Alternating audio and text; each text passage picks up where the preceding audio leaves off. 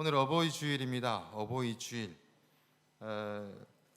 예전에 이런 여러 가지 어버이 주일을 거치면서 어버이가 없는, 그러니까 엄마 아빠가 없는 자가 없다라고 합니다.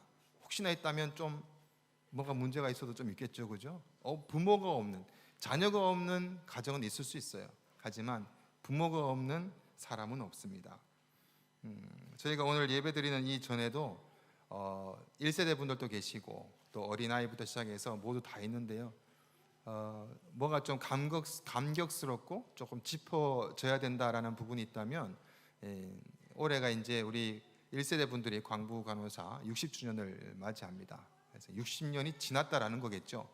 그리고 뭐 20대 초반에 오신 분들은 이제 80대 접어들고 있고, 70주년이 올까 뭐 이런 얘기를 하면서 지난번 행사할 때 70주년 해봐요 그러는, 뭔가 이렇게 희망찬 그런 이런 인사들을 막 하시는 거 보면서 정말 계셨으면 좋겠다, 건강히, 그런 마음들이 있었습니다. 이분들이 왜 중요하나 하면, 저희가 이민교회다 보니까 독일에 나와 있는데 한국 경제 성장이 안 되면 나라와 계약이 안 되기 때문에 외교라고 할 수 있겠죠.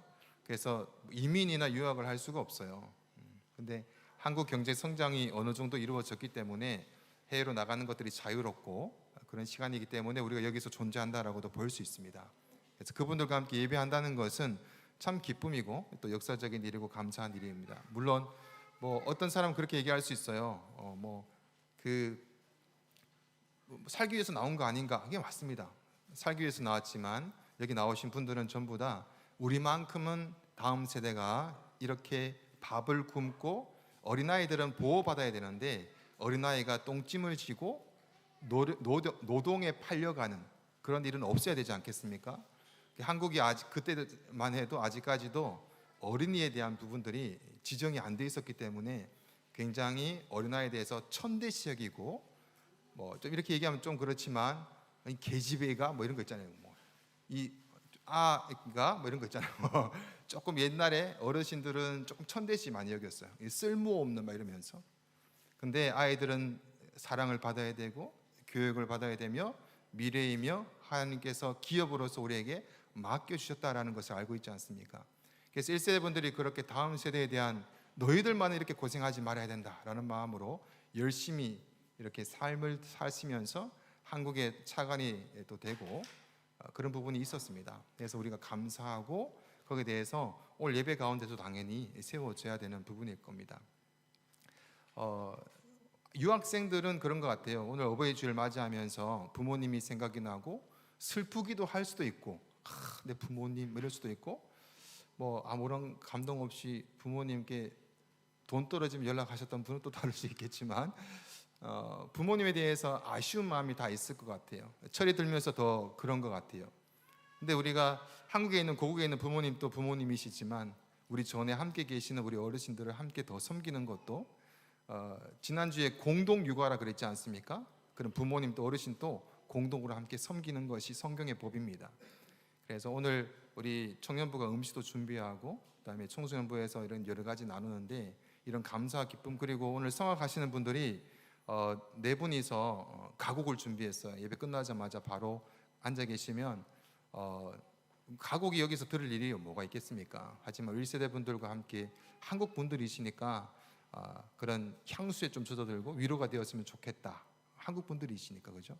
제가 알기로도 1세대 분들이 한국에 많이 돌아가고 싶어 하세요. 그런데 여러 가지 상황이 안 되시는 분이 많아요. 그래서 못 가시는 분들도 얼마나 마음이 그러시겠습니까? 그래서 함께 우리가 예배하면서 큰 위로가 있고, 또 우리 오늘 예배드리는 모든 신년 가운데 성경에서 말하는 부모에 대한 그 개념이 바로 서야 되지 않겠습니까? 세상에서 아무리 부모한테 잘한다 그래도 세상의 반복과 법칙으로 한다면 그것은 올바른 부모 공경은 아닙니다. 그래서 오늘 말씀에 우리가 정말 하나님 안에서 믿음의 사람이라면 부모 공경이 어떠한 것인지에 대해서 바르게 서는 시간이 되었으면 좋겠어요.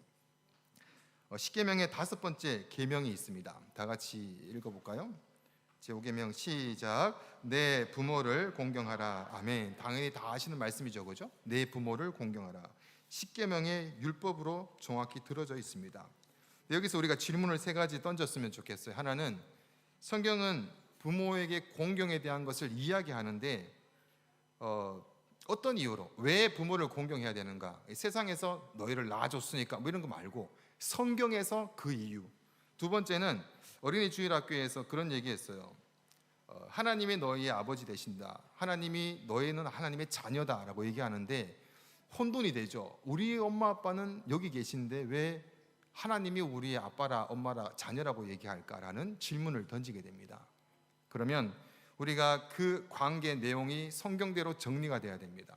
하나님이 내 아버지고 육신의 아버지도 내 아버지고, 그죠? 이 부분이 정리가 돼야 되겠죠. 어떤 관계인가? 세 번째로는 부모 공경에 있어서 우리 교회도 우리 청년들 중에서도 부모님이 아직 신앙이 없는 분들이 있어요. 그런 분들은 이런 경험을 하죠.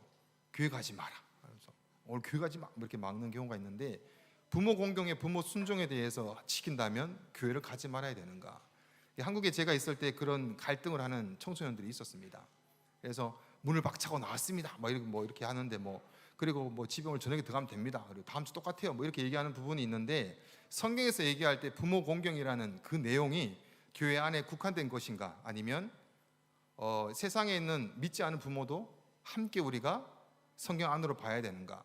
더 나아가서 아빠가 알코올 중독자다고 쳤을 때 아빠가 말이 안 돼요. 이게 존경을 받지 못할 상황, 세상으로 봐도 존경을 받지 못할 엄마 아빠를 보면서도 그 부모를 공경해야 되는가? 이런 문제가 오늘 성경으로 잘 정리가 돼야 될 줄로 압니다. 자, 그러면 우리가 오늘 십계명 말씀에 효라는 말씀을 강조하시는 이 효를 보면서 꼭 기억해야 되는 부분들이 정리되었으면 좋겠어요. 그래서 첫 번째는 부모는 부모의 역할을 못하는 부모가 있을 수도 있죠. 엄마가 엄마의 역할을 못하고 아빠가 아빠의 역할을 세상의 기준으로 봤을 때 못할 수도 있어요. 너무 부족해서 나는 일찍이 엄마 아빠한테 벗어나서 고등학교 때부터 일을 했다고, 난 내 생활 내가 책임졌는데 내가 부모가 나한테 해준 게 뭐 있어, 내가 혼자 그렇게 힘들게 살았는데 라고 얘기할 수 있어요. 또는 엄마 아빠가 오히려 나의 걸림돌이 될 수도 있어요. 정말 그런 일이 있을 수도 있어요. 성경에서 얘기하는 부모 공경에 대한 부분은 그 아빠 엄마의 사람 됨됨이나 그 인격을 두고 하는 말은 아닙니다. 그 사람이 어느 정도 행동했던 엄마 아빠의 자격을 두고 공경을 해야 되는지 말아야 되는지를 결정하는 것이 아니라, 그 부모는 부모의 역할과 그 자리 때문에 부모 공경을 해야 됩니다. 좀 어렵죠, 그죠? 부모는 그 부모의 자리 때문에, 역할 때문에. 부모 역할이 뭐죠? 나를 낳아주신 것입니다. 나를 낳아주시는 역할. 나를 낳아주신 역할은 하나님이 나를 낳으셔야 되는데 육신의 부모를 대신해서 우리를 낳아주신 거예요. 하나님을 대신한 자가 부모예요. 굉장히 큰 자리입니다. 하나님이 부모를 통해서 우리를 낳게 해주신 역할을 하시는 분이에요. 아무것도 안 한 부모라 할지라도 그 부모가 나를 낳았다면 성경으로 보면 그 부모를 공경해야 됩니다. 단 하나, 상징성 때문에. 왜냐하면 하나님이 그 엄마 아빠를 통해서 우리를 낳게 하셨으니까. 성경에서 경외한단 말이 어디에 쓰이나 하면 하나님께만 쓸 수 있어요. 경외라는 단어가. 그런데 성경에서 부모에게는 경외라는 말을 붙였습니다. 왜냐하면 하나님의 자리를 대신하기 때문에. 그래서 부모의 역할이나 어떤 부모가 나를 위해서 뭘 해줬냐 안 해줬냐가 아니라 낳아주신 그 자체가 하나님이 나를 낳기 위해서 네 부모를 대신해서 낳기 때문에 그것만으로도 공경해야 됩니다. 부모는 하나님의 대리자요 동역자이기 때문에 우리가 경외해야 됩니다. 레위기 19장 3절에 이렇게 말씀하세요. 다 같이 봉독합니다. 시작. 너희 각 사람은 부모를 경외하고 나의 안식일을 지키라. 나는 너희의 하나님 여호와니라. 아멘. 부모를 경외하라는 하나님께만 나가는 그 단어가 부모에게 붙여지게 됩니다. 그런 의미에서 부모를 공경하고 라고 하는 말도 있고, 에베소서 6장 1절의 말씀에 또 이렇게 말씀해요. 다 같이 시작. 자녀들아 주 안에서 너희 부모에게 순종하라. 이것이 옳으니라. 에베소서라는 성경은 교회론을 이야기합니다. 교회는 이러쿵 저러쿵 해야 된다.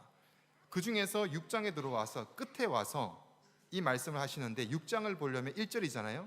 그 전에 5장에 어떤 내용이 있었는가를 확인하고 6장을 확인해야 됩니다. 5장 15절부터 21절부터 쭉쭉 뒤에까지 한번 볼게요. 서로 교독합니다. 그런즉 너희가 어떻게 행할지를 자세히 주의하여 지혜 없는 자 같이 하지 말고 오직 지혜 있는 자 같이 하여. 16절. 그러므로 어리석은 자가 되지 말고 오직 주의 뜻이 무엇인가 이해하라. 18절.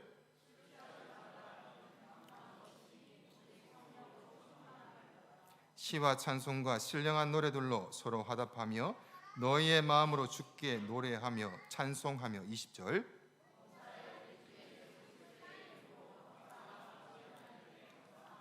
그리스도를 경외함으로 피차 복종하라. 아멘. 성령의 충만함을 받으라 라는 이야기가 이렇게 흘러갑니다.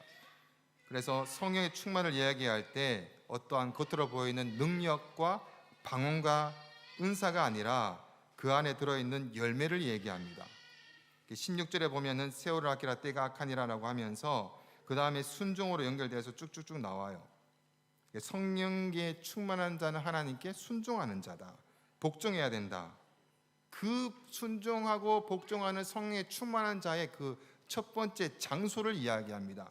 5장 22절 그 다음 절부터 아내들이여 자기 남편에게 복종하기를 주께 하듯 하라. 23절 시작.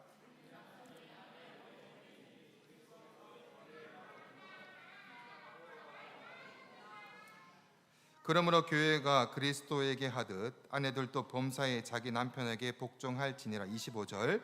남편들아 교회를 사랑하시고 그 교회를 위하여 자신을 주신 같이 하라. 아멘. 성령에 충만한 자, 교회는 성령에 충만한 자로서 첫 번째 열매가 나타나는 장소는 부부의 관계를 이야기합니다. 이건 다음 주에 부부 관계에 대한 말씀을 더 보기로 하고요. 31절부터 33절. 그러므로 사람이 부모를 떠나 그의 아내와 합하여 그 둘이 한 육체가 될지니. 32절. 그도다 나는 그리스도와 교회에 대하여 말하노라. 그러나 너희도 각각 자기 아내 사랑하기를 자신같이 하고 아내도 자기 남편을 존경하라 라고 하고 6장으로 넘어가는 거예요. 한마디로 얘기해서 부부의 관계를 해서 첫 번째 성령에 충만한 자가 나타나야 되는 열매가 거기서 나타나고 그 부부 밑에서 있는 가정이 두 번째로 성령에 충만한 열매로 나타나야 됩니다. 근데 만약에 가정이 부모와 자식 간에 있는 모든 관계 가운데 성령에 충만한 열매가 나타나야 되고 그렇게 시작되어야 되는 단계인데도 불구하고 엄마가, 아빠가 또는 자녀도 그렇고요. 밖에서 하는 행동과 집안에서 하는 행동이 다를 때 바로 집에서 문제가 생겨나기 시작합니다. 정말 진정한 성령에 충만한 자는 교회에서만이 아니라 가정에서 드러납니다. 성령에 충만의 열매가, 인격이 중요합니다. 성령에 충만한데 교회에서 직분도 맡고 충만한데 가정에서는 열매가 나타나지 않는다. 가짜입니다. 껍데기입니다. 형식입니다.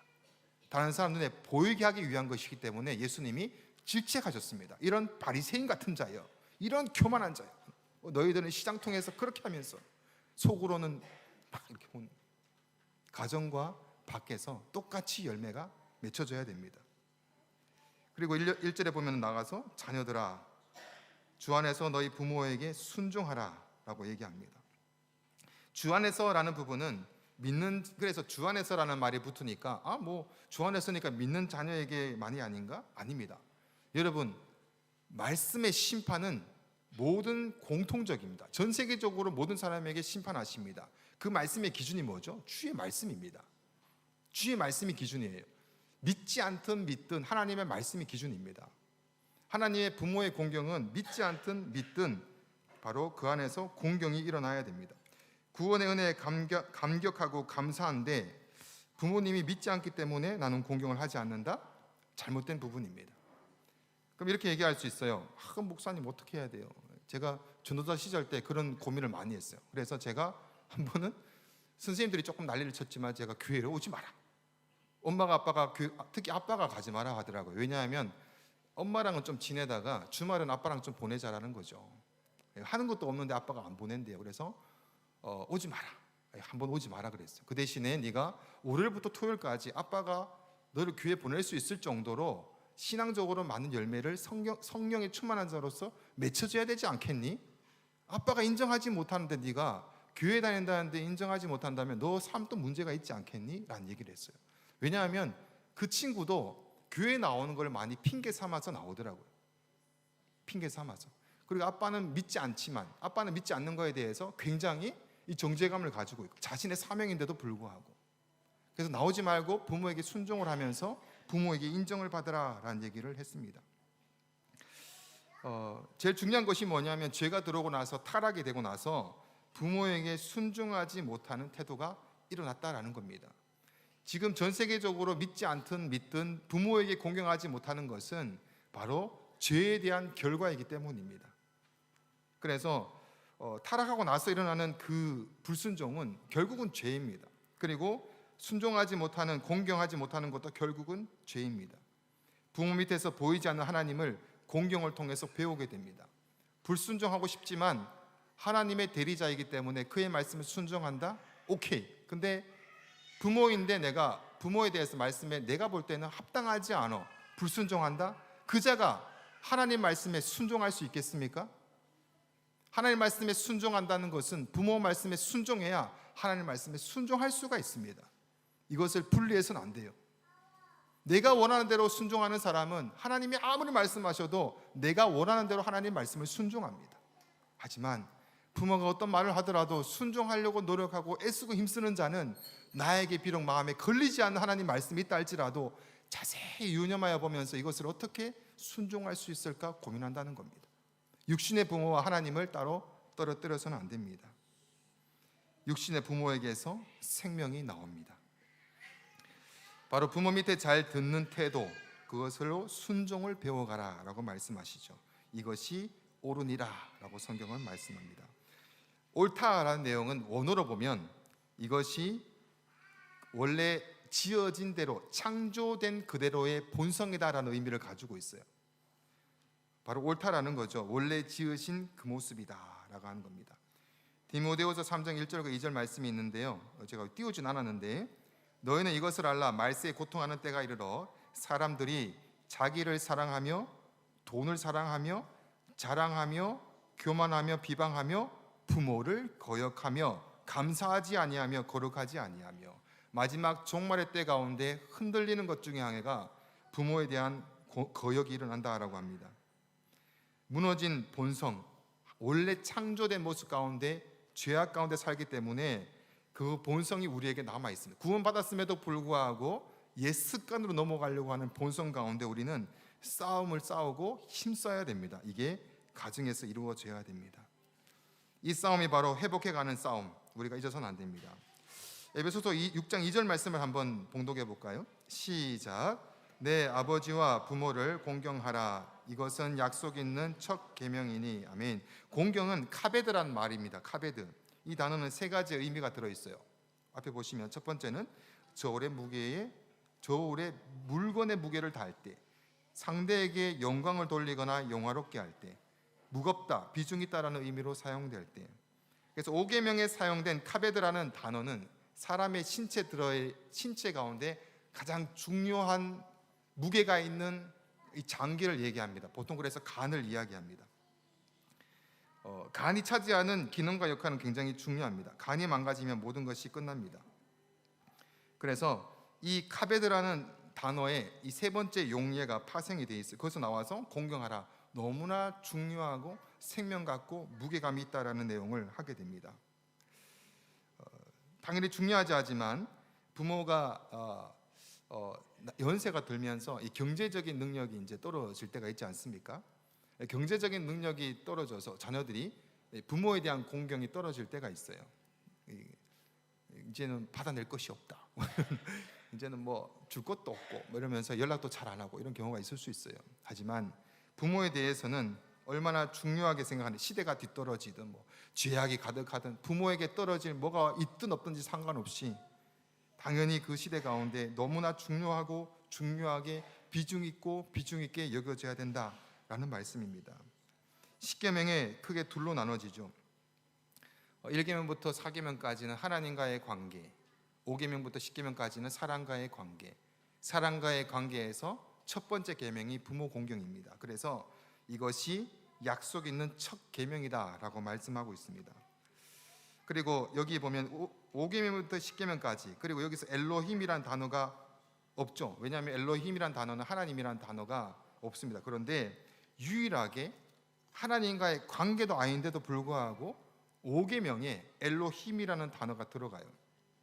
하나님을 섬기는 것만큼 중요한 주제가 돼야 된다는 내용입니다. 에베소서 6장 3절 말씀을 봉독하고 이제 마치겠습니다. 다 같이 시작. 이로써 내가 잘되고 땅에서 장수하리라. 아멘.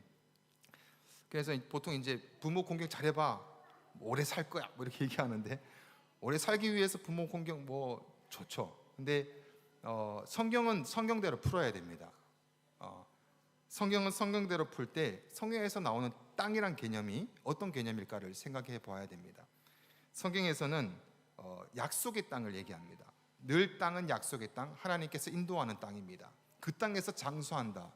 하나님께서 약속한 땅에서 장수한다는 것은 영원한 생명을 이야기합니다. 그러면 부모에게 잘하고 부모에게 공경했을 때 나타나는 일은 그 안에 복음과 구원이 있다는 말입니다. 왜냐하면 그 안에 네가 땅은 약속할 땅에 가서 영원히 살 수 있다라는 이야기 들어있기 때문입니다. 그래서 부모의 공경 안에 구원에 대한 엄청난 큰 그림들이 들어 있습니다. 그 사랑을 바로 육신의 부모를 통해서 배워가라, 알아가라라고 말씀하시는 겁니다. 저희 부모님 또 뭐 이렇게 목회를 하셨어요. 저희 목회를 하시고 저희 어머님, 늘 어머니를 생각하면은 늘, 그리고 짜장면을 먹으면 어머니가 생각이 나요. 그래서 어머니, 저희가 뭐 영주에서 아버지가 이렇게 한참 교회를 이렇게 건축하고 계실 때예요.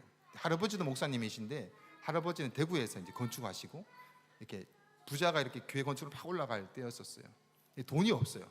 아버지는 사례비를 받으면 그대로 이제 교회 다 집어넣으면 장로님들이 이제 비상에 걸리는 거예요. 저 목사님 뭐 먹고 사나 이래가지고 집에 있는 쌀 갖다 주고 뭐 갖다 주고 이래가지고 아버지 어머니께서 생활을 이렇게 하세요. 영주이기 때문에 이렇게 돈이 없어요 다들. 그럼에도 불구하고 이렇게 지어가게 됩니다. 근데 이제 무슨 날이 됐어요. 그럼 이제 저희 형제가 삼형제인데 짜장면을 먹어요. 그 당시 짜장면 시키면 이제 다 나오면 꼭 한 개가 모자라게 시키세요. 어머니 거는 안 시키고. 그럼 이제 다들 철이 없으니까 오면 막 정신없이 막 마셔 이렇게 마시는데 이 건데까지 다 이렇게 먹었던 기억이 나요. 근데 어머님은 이렇게 엄마 안 먹어 이러면 엄마 배불러 하면 그래? 그래서 그렇게 먹었던 게 철이 없었죠, 그죠? 엄마는 돈 아끼기 위해서 안 시키는데 자녀는 꼭 있는 것처럼 엄마는 괜찮아, 엄마는 풍족해라고 해서 한없이 부어주는 거예요. 아버지의 사랑이 아닌가 생각해 봅니다. 우리가 부모에 대해서 우리가 부모의 사랑이 이야 엄청난데라고 깨달았을 때는 보통 부모님이 이 땅에 계시지 않는다고 합니다. 거울을 봤을 때 우리 아버지 어머니 얼굴이 나오는데 이랬을 때는 보통 이제 부모님이 이 땅에 계시지 않는다고 합니다. 부모에게 우리가 큰 사랑을 받고 은혜를 받고 자라났던 기억들, 그 안에서 하나님을 우리가 알아가고 순종을 배워가고 우리가 비록 앞길을 모르고 철이 없을지 몰라도 시간이 지나면서 하나님을 더 깊이 알아갈 수 있는 것, 그 비밀이 바로 부모님 안에 들어 있습니다. 아직도 혹시나 제가 알기로는 이전까지 제가 지금 6년 됐는데 우리 교회 와서 지금 목사로 온 지가 엄마 절대로 안 볼 거야라고 이제 딱 이렇게 끊어졌던, 그리고 이제 이렇게 자녀와 부모가 깨어졌던 관계가 한 3가정 정도가 있었어요. 3청년이 있었어요. 감사하게 3청년 모두가 이제 회복하고 이렇게 진행이 되었어요. 말씀에 제가 그렇게 나눌 수 있었던 이유가, 그 고민을 나눌 때 제가 얘기할 수 있었던 이유가 바로 오늘의 말씀이었습니다. 엄마 아빠한테 어떤 이유를 달지 말라 그랬어요. 그리고 엄마 아빠한테 순종해라. 하나님께서 말씀하시고 기뻐하신다. 네가 지금 어떠한 시험이 있고 어떠한 중요한 과제가 있어도 부모님이 오라고 요구하신다면 다 집어치우라고 하라 그랬어요. 그 한 청년은 종료한 그 취업 자리 시험을 팽개치고 한국에 갔어요. 엄마가 너무 오기를 요구해서. 그랬을 때 하나님께서 다 책임을 지시더라고요. 여러분이 부모가 살아계신다면, 살아계실 때 부모에 대해서 내가 할 수 있는 모든 것을 다 하는 것, 부모의 얼굴을 보면서 그의 말이 아니라 그의 표정과 그를 바라보면서 알아서 이제 부모님 앞에 내가 공경하고 그 부모님한테 내가 하나님으로 섬겨드리는 것은 이 땅 가운데 너무나 구원받은 자의 삶에서 중요한 일입니다. 여러분들이 오늘의 말씀이 이제 끝나고 이제 찬양하고 우리 결단을 기도할 텐데 하나님에 대한 이 중요한 이 하나님에 대한 은혜와 사랑에 갈급하십니까? 회복해야 될 것은 부모와 회복하시고 부모 공경을 회복하셔서 그 안에 아버지의 모습과 순종의 모습과 하나님에 대한 말씀에 대한 모든 부분들이 잘 회복이 되어서 날마다 가정 가운데 비록 조금 어리숙하기도 하지만 순종으로 이렇게 쌓아 나갈 때 하나님께서 기뻐하시고 그 안에 또 다른 하나님의 귀한 하나하나의 성장의 단계로 온전한 단계로 인도하실 줄 믿습니다. 아멘이십니까? 아멘. 어버이날이 지났는데 혹시나 아직도 부모에 대해서 연락하지 않고 얘기를 많이 나누지 않는 부분이 있다면 꼭 연락하셔서 회복하시고 나누시고 다시 한번 하나님 말씀의 안으로 들어오시기를 축복합니다. 아멘.